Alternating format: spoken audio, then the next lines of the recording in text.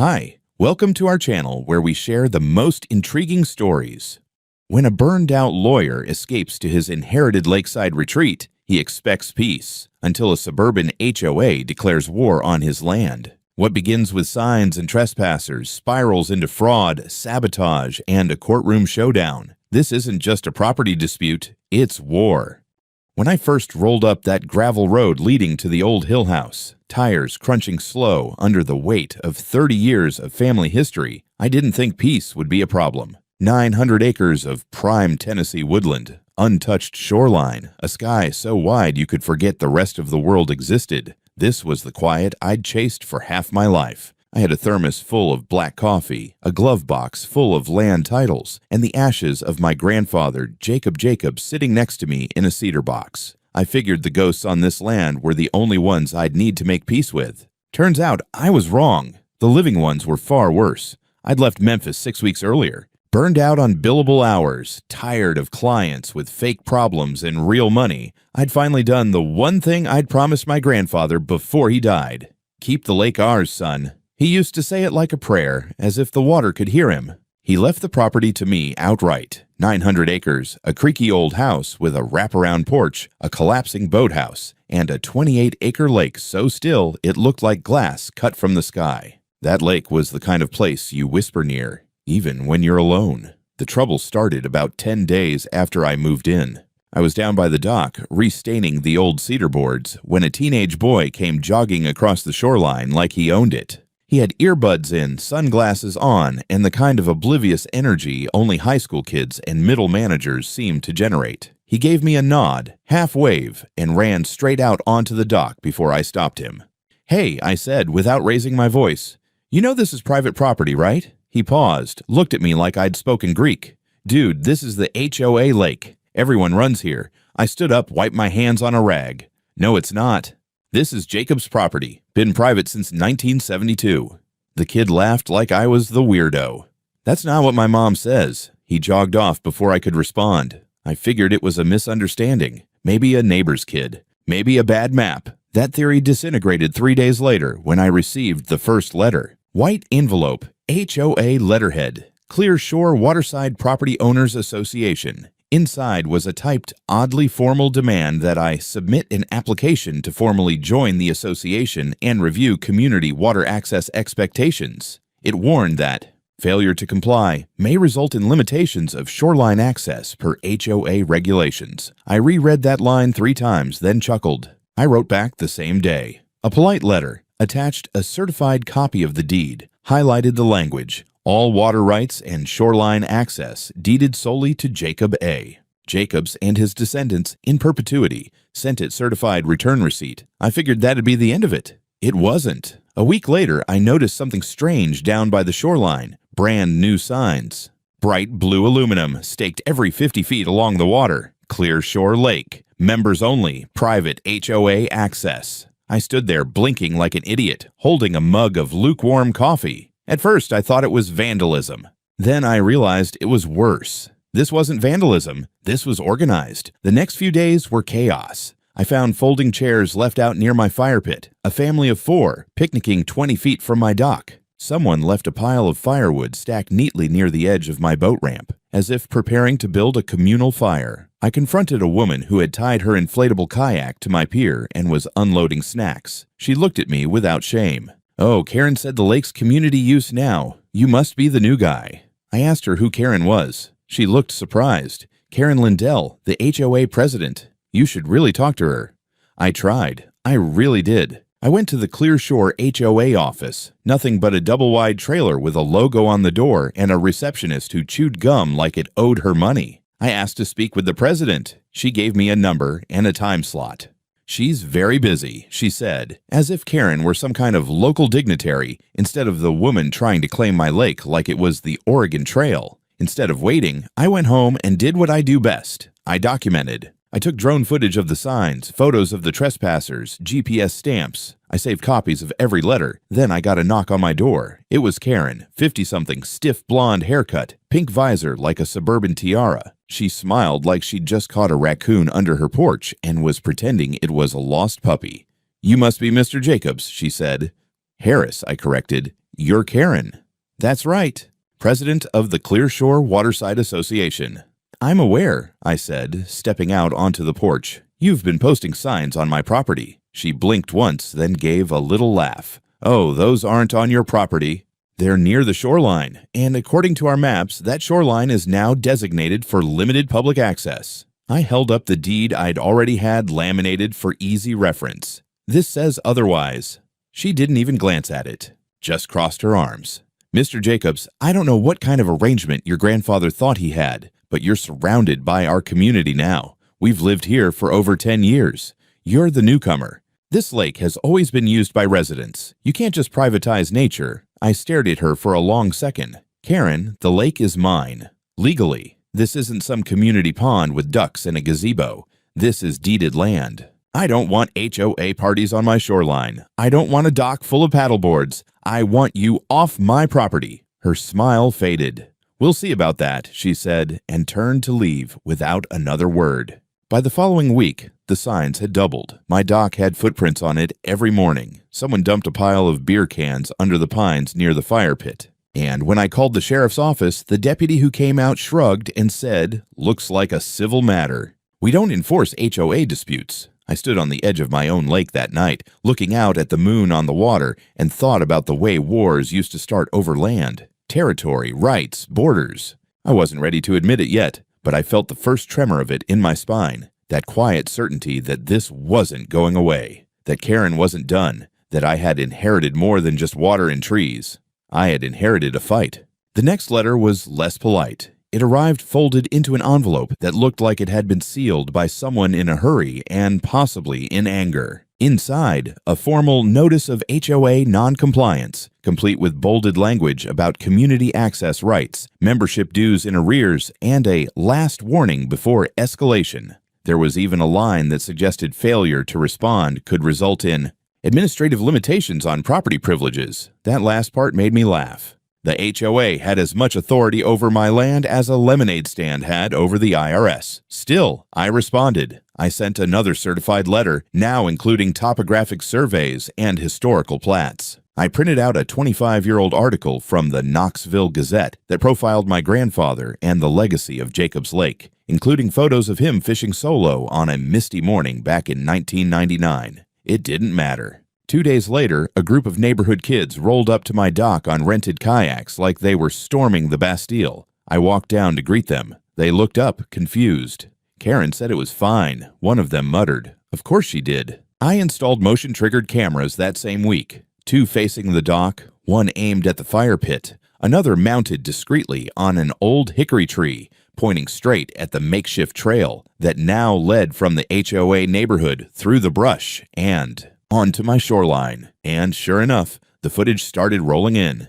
Day after day, strangers using my land like a public park. A guy in golf shorts teaching his kid how to skip rocks. A group of teens having a full-on barbecue complete with Bluetooth speaker blaring country pop and a cooler I hoped didn't contain alcohol. I started calling the sheriff's department every time. After the 4th or 5th call, Deputy Langston showed up looking more tired than annoyed. Look, Mr. Jacobs, I get it. I really do. But unless they break something or you catch them in the act of damaging property, it's hard for us to press charges. Trespassing is a gray area when it's near water. Not this water, I said, holding up another copy of the deed. There's no gray area here, just a bunch of suburban squatters acting entitled. Langston sighed. Then sue 'em. Civil court'll make it stick. I didn't want to sue anyone, not yet. I just wanted to be left alone. Then came the map. It showed up on the HOA's official community bulletin board, printed in color and laminated like it was some kind of sacred relic. A full-scale Clear Shore community development overview with walking paths, green spaces, and dead center in the layout. A lake marked Clear Shore Waterside Lake Common Use Zone. My property, my shoreline, my name nowhere in sight. I stood in front of that board and stared at the thing like it was a war declaration. A few neighbors gathered behind me. One man, balding, wearing a shirt that read "Freedom isn't free," mumbled something about community access being God-given. Another woman said, "We've always used the lake. Always. Your granddad was nice about it." "Yeah, well," I said, "he's dead now. And I'm not nice." They didn't like that answer. I didn't care. By that evening, I was receiving emails, not just from the HOA, but from residents. Angry ones. One accused me of destroying neighborhood trust. Another said, "You moved in and ruined the harmony we had. We were a family before you came." A third simply read, "We will not be fenced out. Water is life." The best part? That last one was from someone who lived 4 streets away and had never once set foot near the lake until this drama started. It didn't stop there. One morning, I came out to find my mailbox knocked off its post and flattened on the ground. Another day, someone spray painted the word thief on a signpost near the trailhead. I began carrying a sidearm on morning walks, just in case. And then, like clockwork, Karen returned. She was wearing a different visor this time, navy blue, and held a clipboard like it was a royal decree. "We've conducted a community vote," she said, standing on the edge of my driveway. 84% of residents agree that the lake should be annexed as a shared amenity. The map has been submitted to the county for review.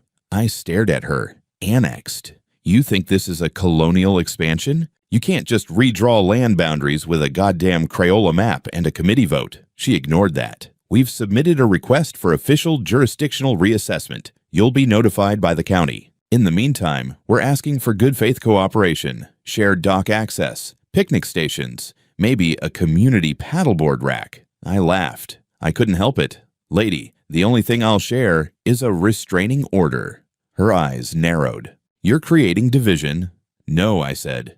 "I'm enforcing ownership. Big difference." That night, I had a call with a friend of mine, Ken Bristow, former county land surveyor turned whistleblower. He still had contacts in the records office. I gave him the name Glenn Crane, one of the HOA board members I'd seen hovering near the new map. Turns out Glenn used to work for the county GIS office. And it also turns out that someone had quietly submitted an altered boundary overlay showing the lake as unclaimed municipal green space, a convenient fiction designed to make the HOA's claims appear legitimate on paper. That's when it clicked. They weren't just bluffing, they were setting up a legal foundation to take the lake. I stared out the window that night, watching as a couple in matching jogging outfits walked a little too close to the dock, then turned around when they saw the cameras. This wasn't going to end with letters and conversations. This was war. And Karen was just getting warmed up. Ken called me back the next morning, his voice tight with caffeine and fury.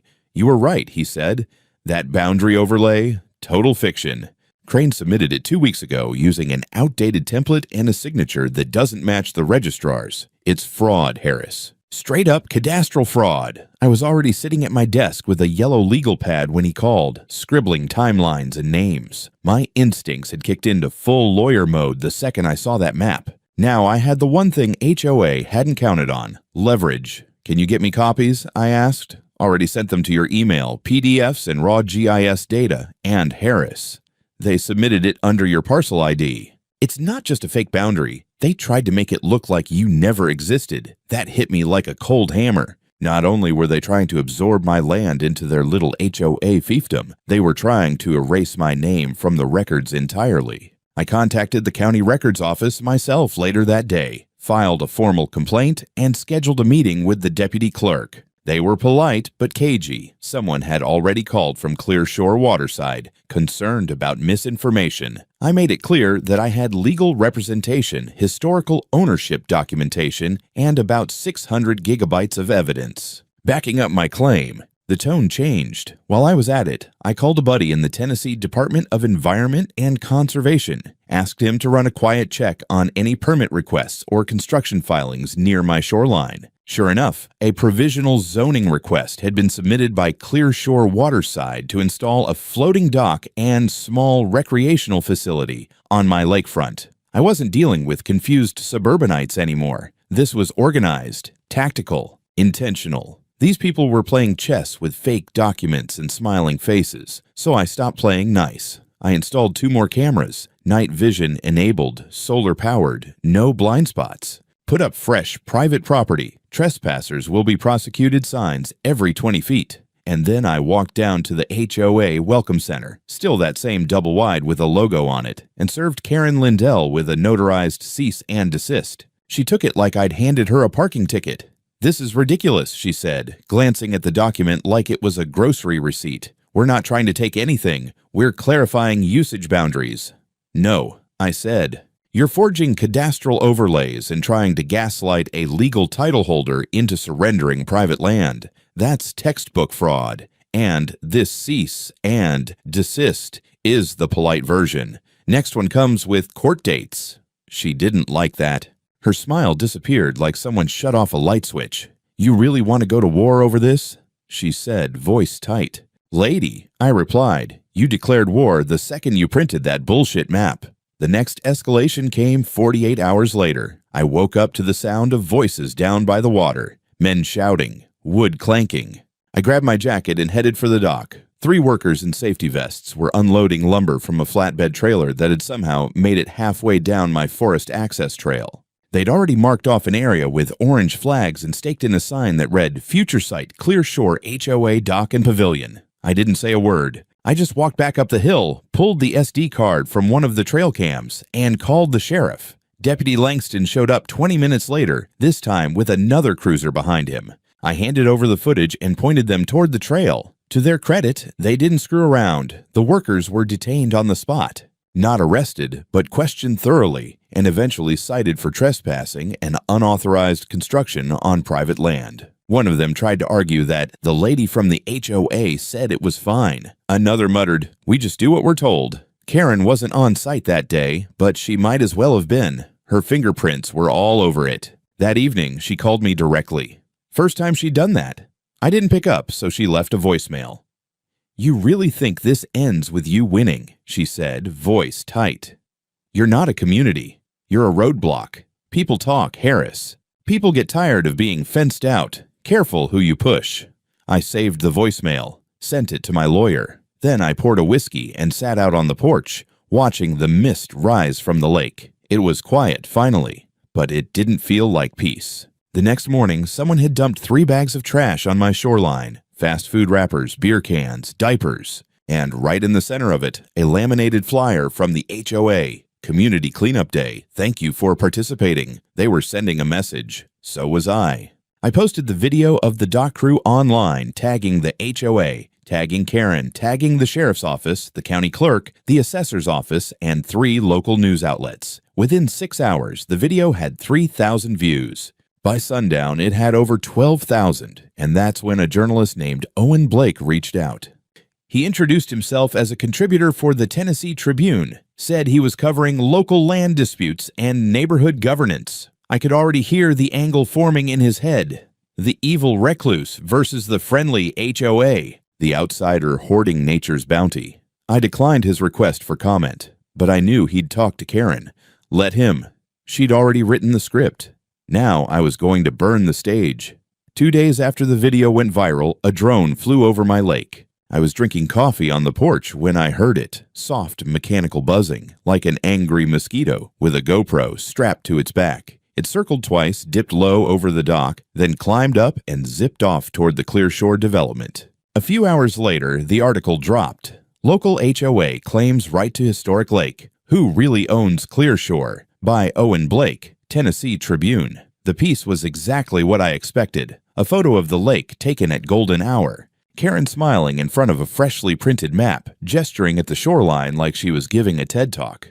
The article quoted her extensively about generational privilege, unfair land monopolization, and community stewardship. According to her, I was some trust fund lawyer playing king of the hill, a selfish man squatting on what she called an ecological jewel meant to be shared. She even said my cameras were invasive surveillance tools meant to intimidate families. That one almost made me spit out my coffee. I didn't respond publicly. Not yet, but the backlash started immediately. By noon, someone dumped 2 more bags of trash on my trail. By evening, my inbox was flooded with hate mail. "You're everything wrong with this country. Greedy bastard.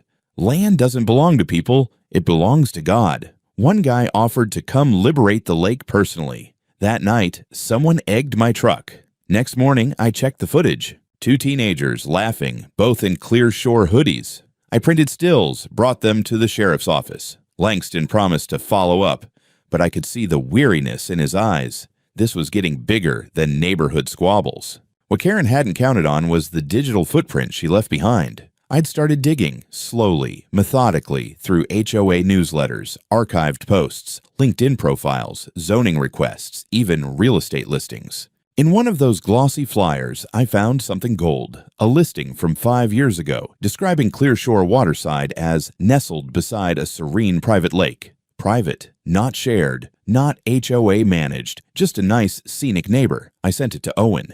Didn't say anything, just attached the file and wrote, "Thought you might find this useful." To his credit, he responded in less than an hour. "Interesting. Karen didn't mention this. Mind if we talk?" I said no. Told him he was already neck deep in the narrative and I wasn't interested in playing the villain for clicks. He didn't push, just replied, "I think you're right, and I think she's lying." That was the first shift. Over the next few days, Owen started contacting other residents, quietly. A few reached out to me, anonymous email addresses, messages with subject lines like, "She threatened me too," or "We didn't vote." One of them, a guy named Grayson, said he'd been on the HOA board 2 years earlier before resigning over Karen's power grabs. I met him in the back of a diner off Route 31. He wore sunglasses inside like he thought HOA had spies. Maybe they did. "She cooks the votes," he said, sipping lukewarm coffee. "People just assume the board's legitimate because she posts everything on letterhead." "You know about the fake map?" I asked. He nodded. "She had it printed 6 months ago. Said we were gonna correct historical errors." I told her it was illegal. She told me to go work for the county if I loved maps so much. "You got proof?" He pulled out a flash drive. "Meeting recordings." She didn't know I was backing up Zoom calls. I took the drive, bought his breakfast, didn't ask why he waited until now. I already knew. Karen ruled Clearshore with an iron HOA fist and a pile of social credit. People didn't want trouble. They wanted quiet lives and neatly trimmed lawns. That evening, I set up 3 speakers on my dock, pointed them toward the Clearshore Trail, and at full volume, I played a 5-minute loop of Karen screaming from a now viral clip taken the previous week. The footage had been captured on one of my cams, her storming down to the lake, shouting at one of her own workers who'd been caught slacking during the failed dock build. At one point, she shrieked, "This is our lake! He's not going to gatekeep the water like he owns it." I edited in the deed overlay as a watermark just for good measure. Within 24 hours, the video had over 70,000 views. Reddit picked it up. Memes started circulating. Someone photoshopped Karen's face onto a pirate holding a community property flag. That's when the real press came knocking. Local stations ran quick hits, but it was a regional news affiliate that showed up with cameras. I declined interviews, but they aired the footage anyway. Karen's outburst, the illegal construction, the trespassing citations. Suddenly, she wasn't the valiant community leader anymore, and she did not take it well. 3 nights later, I came home from town to find my tires slashed. All 4. A note was tucked under the windshield, scrawled in red Sharpie. "Stop being a coward, share the lake, or we take it." Sheriff's deputies came. Again. Photos were taken, reports filed. I gave them the footage from my driveway cam. It didn't catch faces, but it caught shadows. 2 people, hooded, one limping slightly. I was done playing defense. The next morning, I filed for a temporary restraining order against the HOA and named Karen personally. My lawyer sent her a formal warning about further harassment, and then I gave Owen the green light. We met in person for the first time at a bench overlooking the lake. He listened for over an hour, barely speaking, just nodding. When I was done, he asked one thing. "Can I publish everything? Every last goddamn detail?" He did. 3 days later, Tennessee Tribune ran the headline, "The War Over Clearshore, How a HOA Tried to Steal a Private Lake and Got Caught." Karen stopped responding to emails after that, but the damage was already done. I've filed lawsuits before, hundreds, maybe thousands, over a decade of legal practice, but filing this one, this was personal. We didn't go small. My legal team, 2 former colleagues from my Memphis firm and 1 real estate litigation specialist from Nashville, filed a full battery. Trespassing, defamation, attempted fraudulent annexation, unlawful construction, malicious interference with private property, and civil conspiracy. We served both the Clearshore Waterside HOA and Karen Lindell individually. The complaint was 172 pages long. My favorite sentence: "The defendants have engaged in an organized, systematic campaign to exert fraudulent dominion over land to which they have neither historical claim nor legal right. We didn't just accuse, we laid out receipts, maps, drone footage, Deeds from 1972, signed and sealed. Witness testimony from Grayson, the former board member. Audio files, meeting logs. The whole Karen-verse collapsed into one airtight case. We filed it on a Monday. By Tuesday, my driveway was lined with 3 news vans and a parade of folding chairs. Some kind of spontaneous HOA rally had sprung up on the trailhead. They brought signs. End lake apartheid. Community water for community people. Say no to greed. A guy with a guitar was singing something that sounded like a protest folk song, but had the lyrical depth of a wet sponge. Karen wasn't among them, but her influence lingered like cheap perfume. I called the sheriff again. They came out, reviewed the property line, and started issuing dispersal orders. One woman screamed, "Fascist!" at Deputy Langston. He didn't blink. Meanwhile, Owen Blake was digging deeper. His next article dropped like a bomb. From realtor to tyrant. The real Karen behind Clearshore's land grab. It wasn't just about me anymore. Owen found court records from a different county, where Karen had once been sued for misrepresenting a property's access rights. He spoke to former colleagues who called her unhinged, obsessed with control, and the kind of person who sends 3 follow-up emails about the height of your fence. One described her as a mix of Martha Stewart and Mussolini. The HOA board tried to distance themselves. A public statement was released calling the lawsuit unfounded and labeling me an embittered landholder clinging to outdated documents. But then came the emails. Grayson, bless his paranoid little heart, had saved everything, including a thread where Karen explicitly instructed board members to create visual legitimacy by distributing signs along the lake, even on non-assigned parcels. Another gem. If the public sees a boundary enough times, they believe it. We build the narrative first. Legal comes second. We sent it all to the court. During the preliminary hearing, Karen showed up in a white blazer and oversized sunglasses like she was about to testify in front of Congress. She didn't speak much. Her lawyer did the talking, but when the judge read the first page of our complaint and looked over the map overlays, he raised an eyebrow. "You're asserting ownership over land that has been deeded private since the Nixon administration." "Yes, Your Honor," said Karen's lawyer. "We believe the original boundaries are legally ambiguous." "Ambiguous," the judge repeated, then pointed to a highlighted section. "This says exclusive access deeded in perpetuity to the Jacobs family line.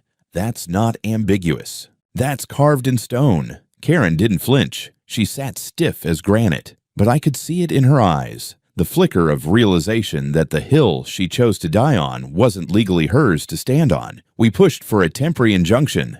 Immediate enforcement of property boundaries, removal of all Clearshore signs, and a gag order preventing further HOA communications claiming lake access. The judge granted all 3. Karen's smile cracked like a frozen windshield. Outside the courthouse, Owen caught up with me. "She's going to spin it," he warned. "You just humiliated a woman who's built her personality around controlling other people. She'll double down before she folds." "I know," I said. That's why we're not done. By the end of that week, the injunction was posted on every major entrance to the lake. HOA members were prohibited from stepping onto my land. Cameras were updated, security lights added. I even hired a private guard, retired state trooper, calm guy named Walter with a mustache that could deflect bullets. Still, they tested it. One night, Walter called me at 2 a.m. "Sir," he said, calm as ever, "we've got a group of teenagers on kayaks trying to launch from your North Shore." I pulled on jeans, drove down. By the time I got there, they were gone. Just a few floating chip bags and a damp hoodie left behind. But tied to one of the dock rails was another message, written in marker on the back of a pizza box. "You can't own nature." The irony wasn't lost on me. A group of HOA-raised kids breaking into private property to deliver a philosophical protest wrapped in junk food packaging. Karen had infected them with her fantasy, this idea that the law didn't matter, only perception. I snapped a photo, added it to the file. The real trial was still weeks away, but Clearshore was already cracking. It started with the newsletter. Every Clearshore waterside resident received it, printed and hand-delivered by what was left of the HOA board. It had Karen's signature across the top in her usual all-caps, cursive hybrid, and read like a Cold War propaganda leaflet. "They want to take our voice. They want to silence our community. We must stand together. She called the court's injunction illegitimate, blamed outside influence, and insisted that no judge can erase a community's will. She claimed I was using deep money to suppress natural rights, and compared the lake to a national park held hostage by a tyrant in a suit. I laughed when I read it, but by the third paragraph, it didn't feel funny anymore. She wasn't trying to win. She was radicalizing. The backlash began almost immediately. Half a dozen homeowners publicly resigned from the HOA on social media. Someone started a Facebook group called Clear Shore Doesn't Speak for Me. Within 2 days, it had 400 members. A Reddit post quoting the newsletter's more unhinged lines hit the front page of Our Air Ho Nightmares, and the comments were brutal. Then came the incident at the board meeting. Karen had called it as an emergency session to address community betrayal. It was supposed to be open to residents only, but someone leaked video. She stood at the podium, red-faced and trembling, waving the court order in one hand and shouting into the mic, "They want us divided. They want to steal from our children, from our future. But I will not let some arrogant Hill lawyer destroy what we built." Several people walked out mid-speech. One man yelled, "It's not your damn lake, Karen." The video went viral by morning. I was at the hardware store when a woman stopped me in the parking lot. Early 50s, sensible haircut, looked like she owned 3 Labradors. "You're Harris, right?" she asked. "Lake guy." "That's me. I just wanted to say, I used to be on her side. I really did. But this is cult shit." She shook her head and walked away before I could thank her. Karen was spiraling, and everyone could see it, except her. A few days later, I got an alert on my phone from one of the shoreline cameras. Motion detected near the old pine path around midnight. I pulled up the feed. 3 people, hooded, flashlights off. One carried a long object, metal maybe, looked like a crowbar or pipe. They moved fast, quiet, hugging the tree line. 10 minutes later, another alert. Camera 2, near the south dock. They'd reached the edge of the platform, and then static. They'd taken out the camera. I called Walter, who was already en route. He called the sheriff. By the time they arrived, the trespassers were gone, but not without leaving their mark. The dock had been vandalized, bolts loosened, one of the planks pried up and halfway removed. My private property signs had been torn down, spray paint on the side of the boathouse read, "Fraud." I submitted everything to the sheriff. Langston was pissed now. This was no longer a civil matter. "We're opening a criminal case," he told me. "This goes past property lines. This is coordinated." Karen's fingerprints weren't directly on it, but we both knew. Then came the real twist. Grayson, the former board member who'd given me the flash drive, sent me a voicemail. "She's losing it, Harris," he said. "I just got a letter from her lawyer asking me to retract my statement. Said if I don't, they'll sue me for defamation. I've got nothing left to lose, man. So I'm giving you the whole file." He sent it that evening. Meeting minutes, internal votes, lists of residents who had never consented to the land grab. One email was a smoking gun, Karen admitting that the Jacobs family deed will never hold up in the court of public opinion. Not law, not fact. Public opinion. I handed it all to my lawyers. The second motion we filed was for punitive damages, arguing intentional malice, coordinated defamation, and reputational harm. The number we attached, $3.1 million. That figure spread fast. By the end of the week, HOA members were abandoning ship en masse, some quietly, some with public Facebook posts. I've withdrawn all support.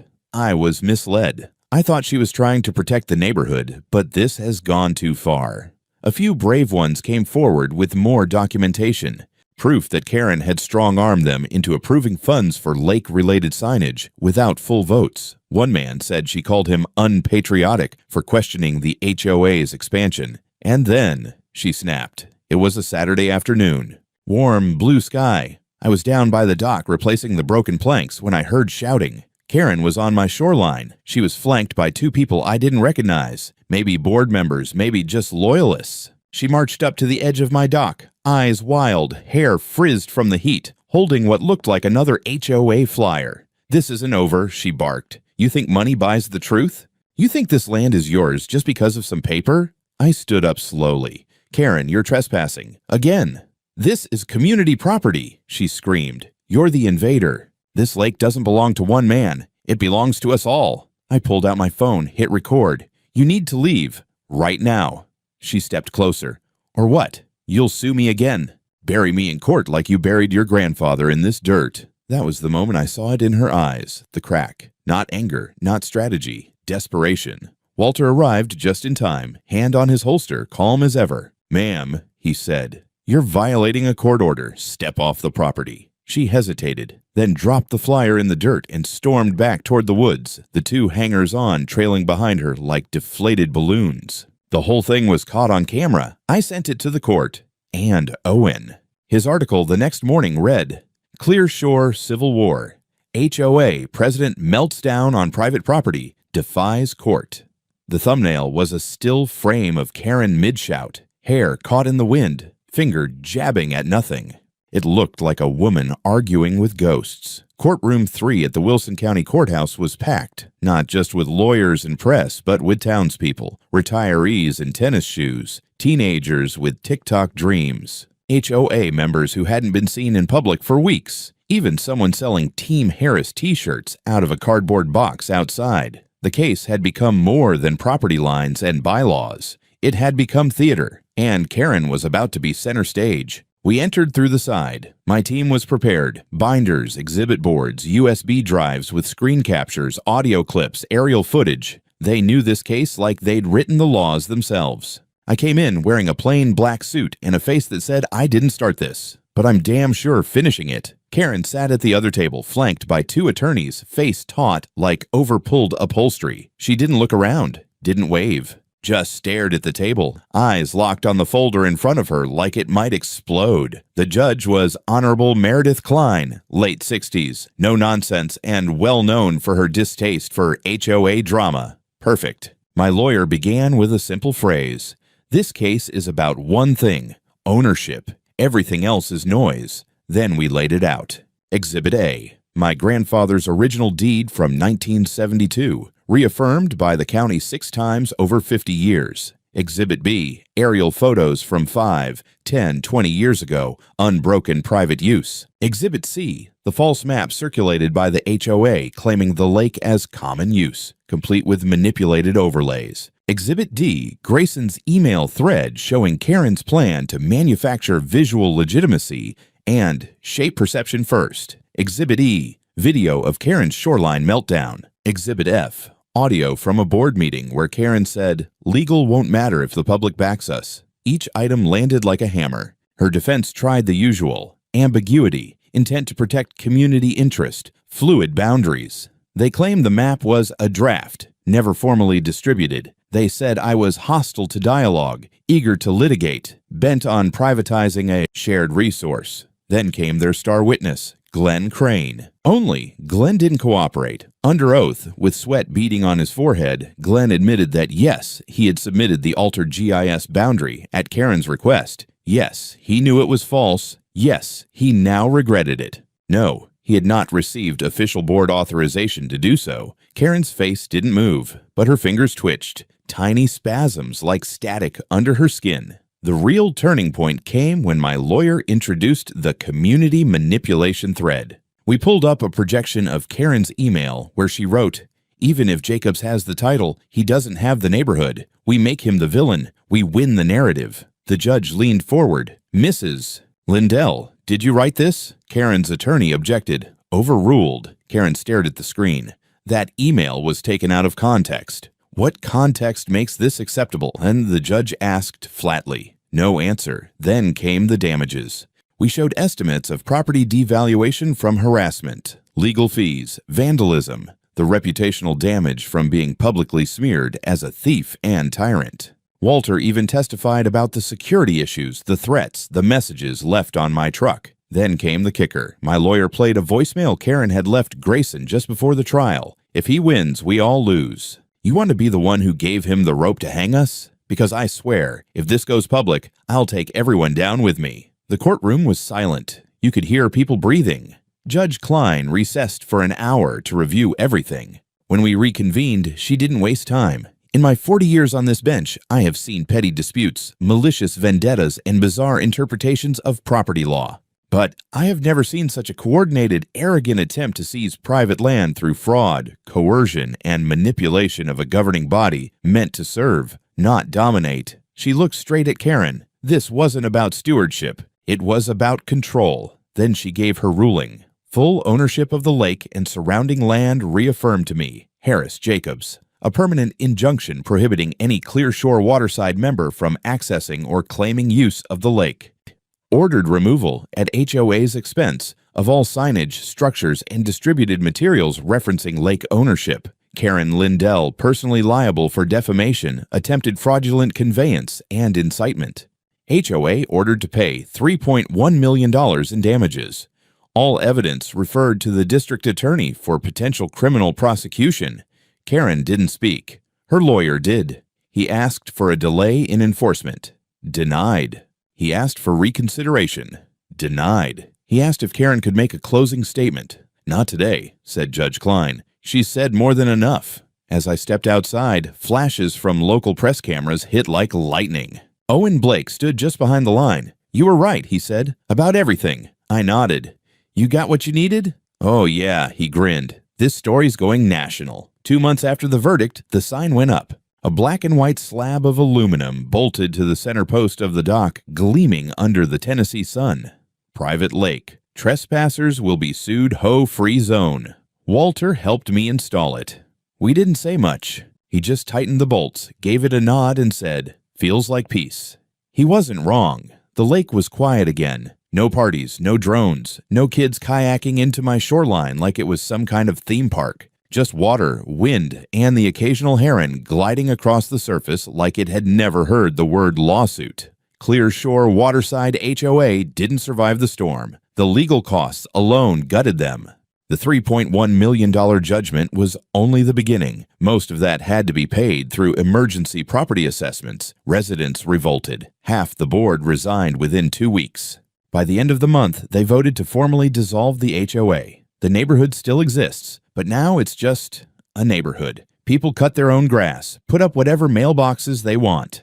I even saw someone install pink flamingos in the yard and no one said a damn thing. Karen? She pled guilty to a list of charges longer than a CVS receipt: falsification of public records, harassment, property interference, defamation, and attempted fraudulent annexation. The plea deal got her 11 years. No parole for the first 6. They perp-walked her out of her own house in broad daylight. Someone filmed it from a second-story window. The audio caught her screaming, "It was supposed to be our lake," as she was stuffed into the back of a cruiser. That clip played on the news for a week. Owen Blake got a journalism award. His series The Lake War ran as a podcast, then as a 6-part investigative feature. By the time the dust settled, every HOA in the state was triple-checking their bylaws, terrified they'd be next. As for me, I didn't go back to the city. I kept the house, restored the dock, replanted some of the shoreline flora that got trampled in the chaos. And then I did something no one saw coming. I reached out to the Tennessee Wildlife Preservation Authority and proposed a partnership.